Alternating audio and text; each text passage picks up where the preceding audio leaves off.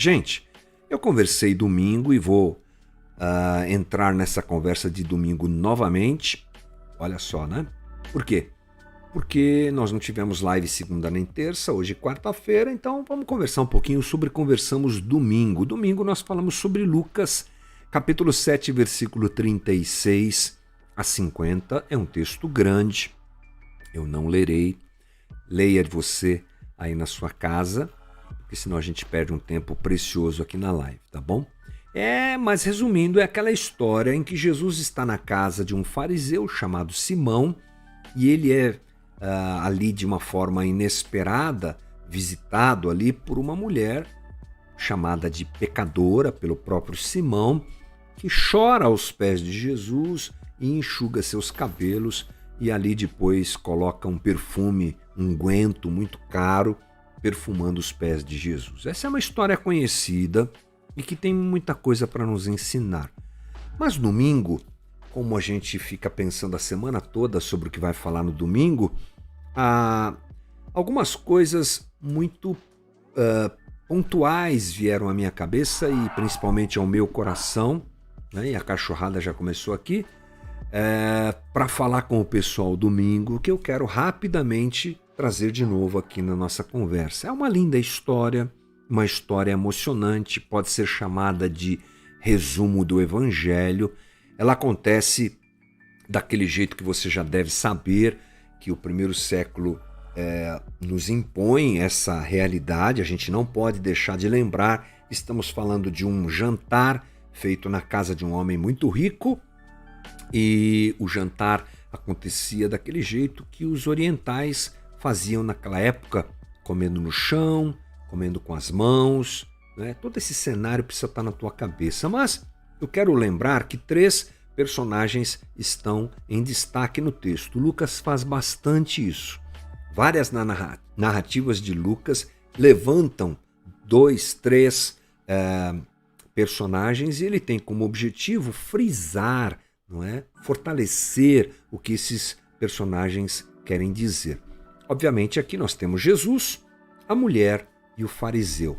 Vamos nos concentrar no fariseu e na mulher, obviamente, porque eles nos ensinam algumas coisas importantes. Primeira coisa importante para lembrar é que eles são antagônicos, eles são muito diferentes, muito distantes na realidade de vida que ambos levam. O fariseu é um homem influente, é um homem poderoso, é um homem rico provavelmente e moralmente correto. Interessante lembrar que Jesus se relacionava também com os fariseus na expectativa de que eles se arrependessem e colocassem seu coração de verdade diante de Deus, porque essa não era a realidade da maioria deles. Na maior parte das vezes, Jesus combate esses homens, ele corrige esses homens, ele repreende esses homens, porque eles não tinham Deus como realidade da sua religião. A sua espiritualidade era farisaica, como a gente costuma dizer, né? Era hipócrita. Mas Jesus mesmo assim se relacionava com eles, tratando inclusive esses homens com amor, sempre. A mulher, ao contrário desse homem, era uma pecadora, era uma prostituta, condenada pela sociedade, pela religião e famosa pela sua vida imoral. Ela era conhecida na região, ali na cidade, por ter relacionamentos os mais diversos com vários homens e aí por diante. Bom, é bom lembrar que muita gente acha que essa mulher é Maria Madalena, há um link histórico meio forçado aí, mas eu fiz algumas leituras aqui e a gente pode dizer com certeza que não. Essa é uma personagem distinta de algo que acontece por uma narrativa exclusiva de Lucas, só para constar, né? Só para a gente se lembrar. Eu quero destacar aqui que os dois viviam de forma diferente, distante e, primeiro, enxergavam Jesus de um jeito diferente. Muito forte isso no texto. Lucas quer ressaltar isso. Lucas diz que o fariseu, lá no versículo 39, ele não acredita que Jesus era profeta, nem sequer. Ele chama Jesus para um banquete, talvez justamente para prová-lo. Provavelmente para prová-lo, melhor dizendo, provavelmente para testá-lo. E diante do tratamento que Jesus dá àquela mulher pecadora, a sua ideia a respeito de Jesus, ela se confirma. E ele realmente acha que Jesus não é profeta, coisa nenhuma, ele duvida de Jesus. Ele fazia parte, é bom se lembrar, daquele grupo de homens que duvidavam de Jesus, duvidavam do que João Batista anunciou, rejeitaram Jesus e tropeçaram por causa de Jesus. A gente disse isso no domingo retrasado. Ele tropeça diante de Jesus porque ele não acreditava que um Messias de Israel seria alguém como Jesus, que convive com pecadores, que perdoa pessoas. A concepção dele a respeito do Messias era outra. Ele enxerga Jesus de um jeito muito distinto da mulher que está ali ungindo os pés de Jesus. Vamos pensar como é que ela enxerga Jesus. Bem, ela enxerga Jesus como alguém que a ama. É uma cena constrangedora. Eu lendo esse texto, tento mergulhar no que está acontecendo naquele cenário em que uma mulher entra dentro daquela casa, se dirige aos pés de Jesus e chora copiosamente. E não tinha com que enxugar os cabelos, não tinha como enxugar os pés de Jesus, solta os cabelos. É uma cena constrangedora porque uma mulher não poderia tocar um homem. Isso era contra a lei. Ele seria condenado por isso, ela mais ainda. Soltar os cabelos era um ato que também não poderia ser feito diante do público, em público. Então, ela rompe uma série de padrões morais. E Jesus não a condena. Jesus a aceita, confirmando a maneira como ela o enxergava. Ela sabia quem estava ali. Aquele era quem podia perdoar os seus pecados. Era aquele que ela tanto esperou. Diferente do fariseu, a mulher sabe quem Jesus é. Alguma coisa no seu coração diz isso. Ela provavelmente andou ouvindo Jesus ou andou percebendo Jesus e as suas falas, os seus sinais. Ela sabia quem ele era. Interessante isso, né? O fariseu enxergava Jesus como qualquer coisa, como um impostor, e a mulher, enxerga Jesus como aquele que podia resolver seus problemas existenciais e tudo mais, porque ambos enxergam a coisa de forma tão distinta. A resposta é porque eles se enxergam de maneira distinta. Isso. O fariseu se enxerga de um jeito muito diferente do que a mulher. Né? Ambos têm uma visão de si mesmos muito distante. E é importante a gente se lembrar que a construção da verdadeira identidade de Jesus no nosso coração parte de uma correta percepção de quem somos. E Jesus então apresenta uma parábola, e essa parábola eu quero ler. Está ali em Lucas 7,41. 2 homens deviam a um certo credor. Um lhe devia 500 denários e o outro 50 denários. Nenhum dos dois tinha com que lhe pagar, por isso perdoou a dívida a ambos. Qual deles o amará mais? Essa foi a pergunta que Jesus fez. Uma parábola como uma proposta apresentada ao fariseu para que ele pudesse entender por que a mulher estava ajoelhada aos pés de Jesus chorando daquele jeito. Essa é a ideia.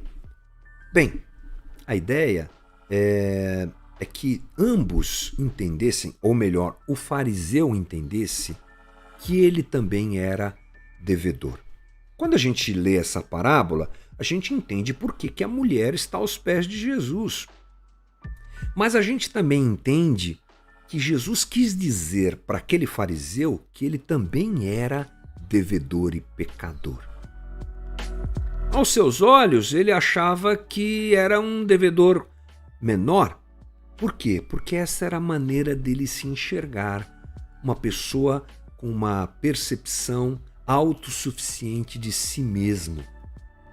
Ele não se enxerga devedor. Ele acha que o grande devedor ali dessa história é a mulher. E ele nem devedor sequer é. Essa é a ideia que Jesus expõe a ele.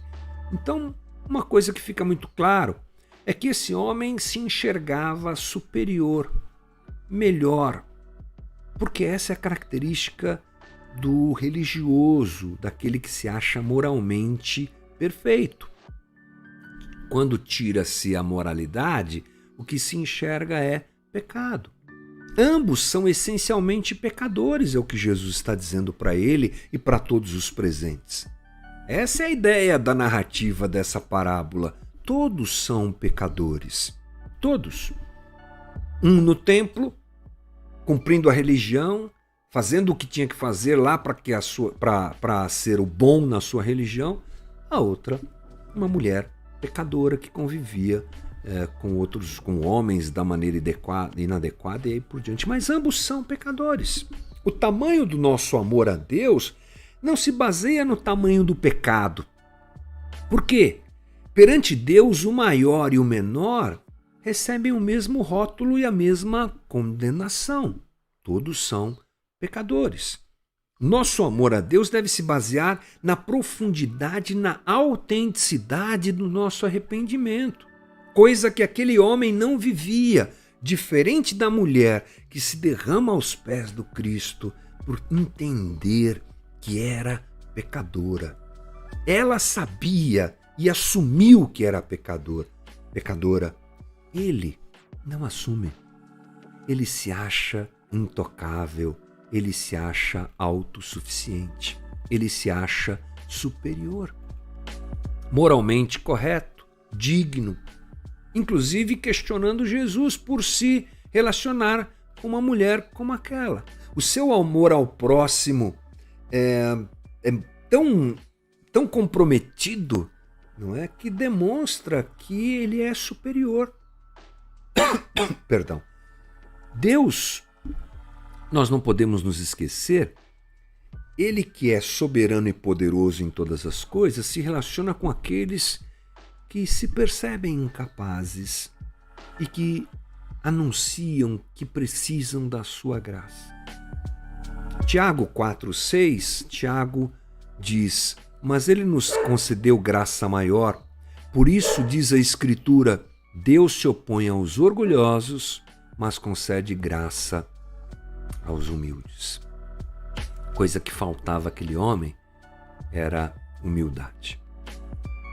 E aí o desenrolar da cena é que Jesus repreende aquele homem e diz para ele: quando eu entrei aqui você não me beijou, não lavou meus pés, não me ungiu com perfume, você me rejeitou, você não me recebeu, você não me quer, você se acha todo-poderoso, você se acha suficiente, enquanto essa que se percebe pecadora me vê e me enxerga como quem pode perdoá-la. Por isso os pecados dela são perdoados.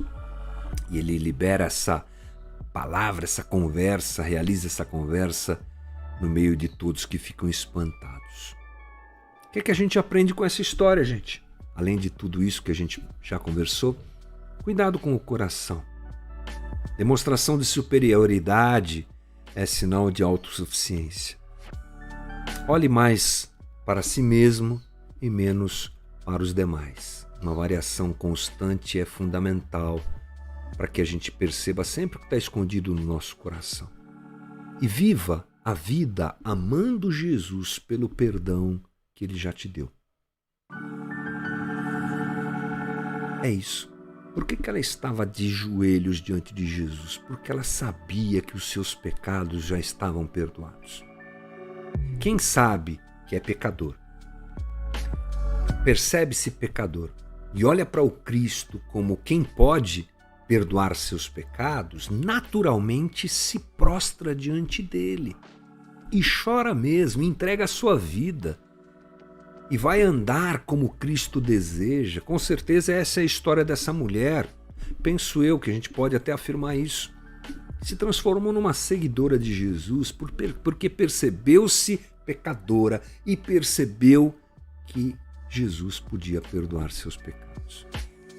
Tudo isso acontece nessa narrativa de Lucas que enche o coração da gente de constrangimento, de alegria e que ensina muito, muito, muito. Esse aí é o nosso Novamente de hoje. Bora lá.